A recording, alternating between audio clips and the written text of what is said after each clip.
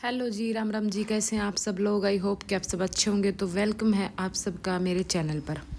तो ये शाम का टाइम है भाई, खाना वाना वो बनाने की तैयारी कर रही हूँ। किचन में घुसी हूँ और काम करती रहूँगी। यार मैं क्या बनाऊँगी कमेंट करके तुम बता दियो, ठीक है।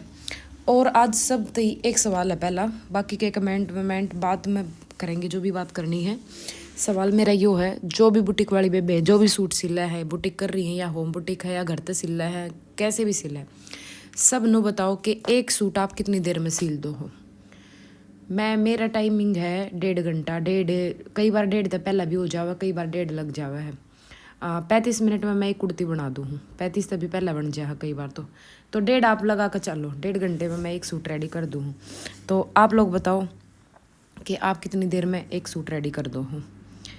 और चलो अब करेंगे कमेंट की बात। कुछ वेब बेर के कमेंट है, वे कमेंट पढ़ ले हुए, उससे आपने भी कुछ आइडिया मिलेंगे।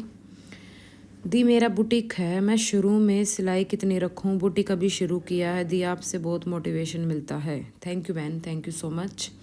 देखो आपका बुटीक है, आपने अभी शुरू करा ना, तो आप पता करो कि आपके आसपास में जो बुटीक है वो कितनी सिलाई ले रहे हैं। जो सिलाई वो ले रहे हैं उनसे 50 रुपये कम रख लो आप। अगर सिंपल सूट की सिलाई वो 300 रुपये ले रहे हैं तो आप 250 रखो। अगर वो 250 ले रहे तो आप 200 रुपये रखो। अगर वो 350 ले रहे तो आप 300 रखो। हाफ लाइनिंग सूट की में भी ऐसे ही करो और फुल लाइनिंग में भी ऐसा ही करो। सारे आप अपने रेट उनके हिसाब तय रखो कि जो भी ले रहे हैं उन तो आप 50 रुपये कम कर दो, ठीक है। उससे क्या रहेगा ना कि कस्टमर ना पता है क्या होया करे, पहले पहले शुरू में जब नू नया नया लग गया ना तो वो डर भी रहा करे कि भाई नए बुटीक पर काम करवावा है, जब डर भी रहा है कि पता ना कैसा सिल है कैसा ना।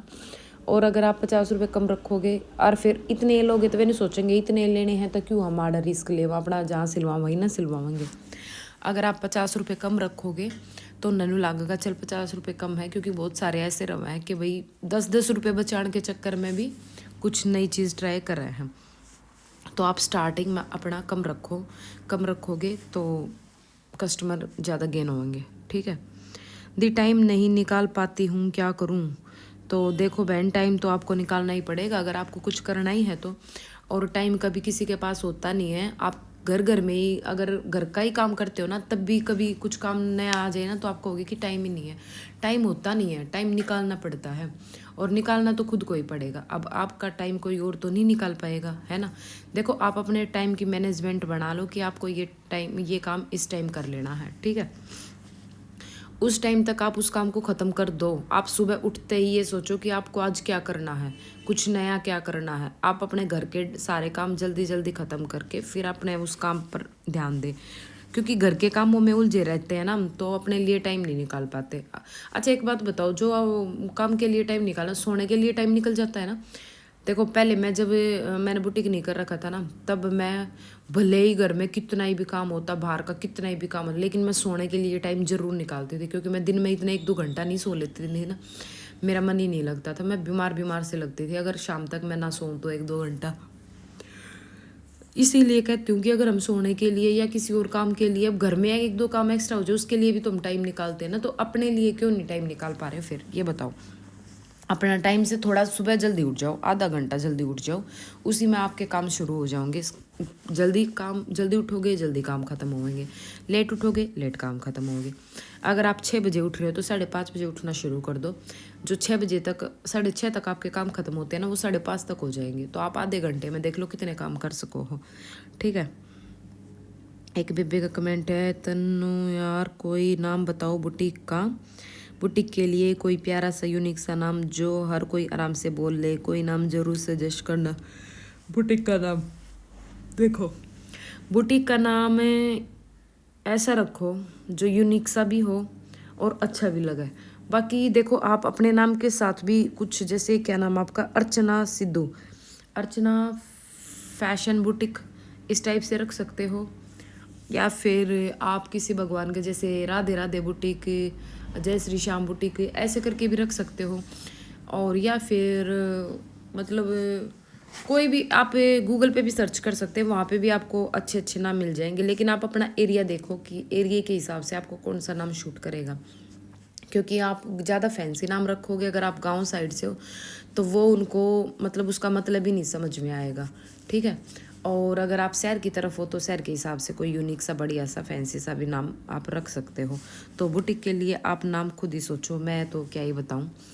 और अगर आप कह रहे हो कि मैं ही बताऊँ तो मैं नेक्स्ट वीडियो में 4-5 नाम लेकर आऊँगी, फिर बताती हूँ, ठीक है। और आप अगर कोई नाम सोचो हो या सोच रखा तो वो बताओ कि अच्छा लग रहा है या नहीं लग रहा है। मैं सितंबर में खोलूँगी, नवरात्रि आते हैं ना उस टाइम में बुटीक ओपन करने की सोच रही हूँ। वैसे मैं घर से काम करती हूँ, घर बहुत काम आता है, लेकिन घर से भी ज़्यादा काम आपको करना है तो देखो शहर में तो जाना पड़ेगा ना। हाँ, यह बात बिल्कुल सही बात है। देखो घर में काम आता है बहुत, ये बिल्कुल ठीक है, लेकिन थोड़ा प्रोफेशनल करने के लिए आप अगर मार्केट में उतरते हैं तो बहुत अच्छी बात है। मार्केट में आपका काम और ज़्यादा चलेगा और भगवान करे आपका काम चले, गॉड ब्लेस यू।